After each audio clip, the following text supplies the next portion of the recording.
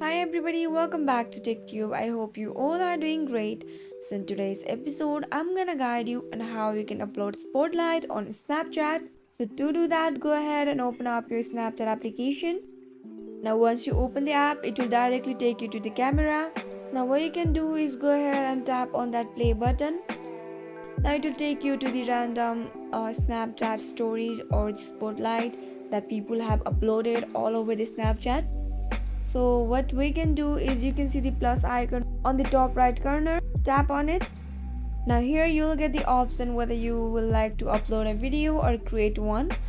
You can choose any one. So here we have to upload a video or upload a spotlight on Snapchat. So what you can do is go ahead and tap on upload as video, select any video, and here you add it, and you can also add music or add filters, stickers, or anything.